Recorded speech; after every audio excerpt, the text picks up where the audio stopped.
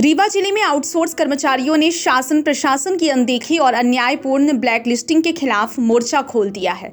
कर्मचारियों का आरोप है कि उन्हें बिना किसी स्पष्ट कारण के सेवा से बाहर कर दिया गया और बार बार आवेदन देने के बावजूद कोई कार्यवाही नहीं हुई। आखिरकार थक हार कर सभी कर्मचारी आमरण अनशन पर बैठ गए हैं।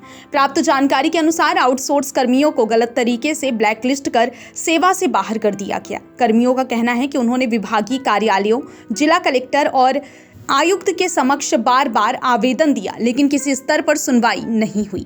दस्तावेजों से स्पष्ट है कि 2024 से 25 तक कई बार पत्राचार हुआ, लेकिन कोई ठोस कार्यवाही नहीं की गई।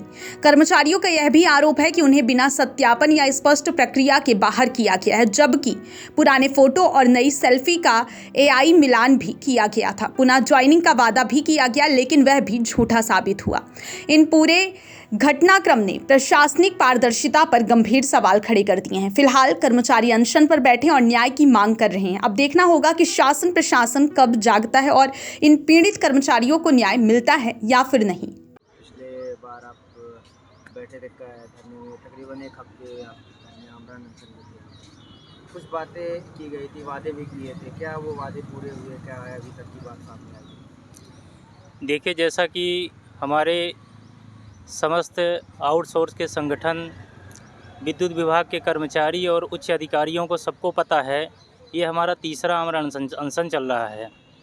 पिछली बार सबसे पहले हम मुख्य अभियंता कार्यालय में बैठे थे, जिसमें से 4 दिन बैठने के बाद तीसरे दिन जो है तो मुख्य अभियंता जी ने 3 सदस्यीय जांच कमेटी गठन की। जांच कमेटी गठन करने के बाद 15 दिवस का समय मांग के कहा कि हम उच्च तरीके से जांच करवाएंगे और सही रिपोर्ट मंगवाएंगे। वो 2 महीने समय बीत गया, उसके बाद भी हमारी बहाली नहीं हुई। हम लोग परेशान होकर आवेदन जन सुनवाई कलेक्टर महोदय जी के यहाँ भी दिए, संभागीय आयुक्त कार्यालय में भी दिए।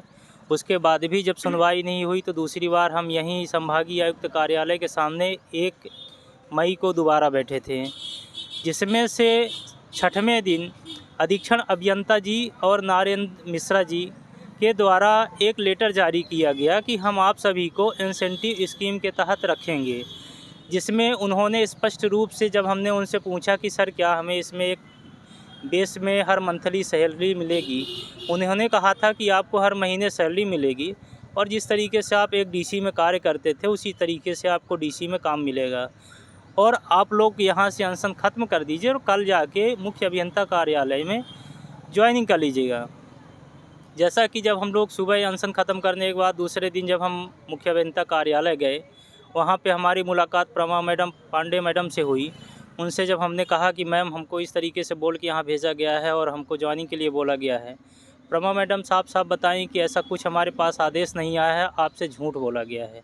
बताइए, इतने बड़े उच्च पद पे बैठे हुए इतने बड़े अधिकारी हैं, क्या इन्हें शोभा देता है इस तरीके से बोलना? बार बार झूठ बोलकर हमें गुमराह किया जा रहा है। अभी जब लास्ट टाइम आप बैठे थे तो फिर क्या बात हुई?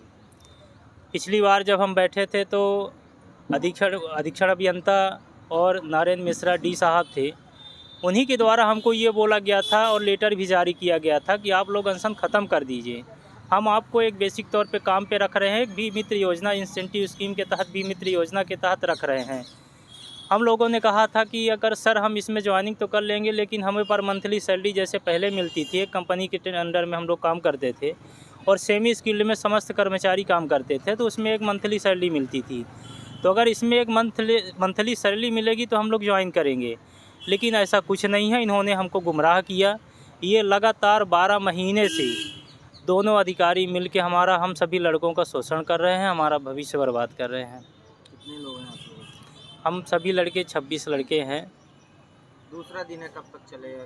कहाँ तक आपने सोच के रखा है? देखिए सर, हम आपके चैनल के माध्यम से हम आपको बताना चाहते हैं कि हमने हमारे यहाँ रीवा ज़िले के जितने भी प्रशासनिक अधिकारी हैं सबको हमने आवेदन दिया है।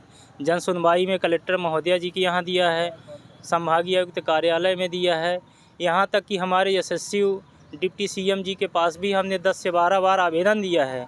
उसके बाद भी प्रशासनिक तौर पे भी किसी तरीके से कोई सुनवाई नहीं हुई है और हमारे विद्युत विभाग के जितने भी अधिकारी हैं उन्होंने लगातार झूठ बोला है।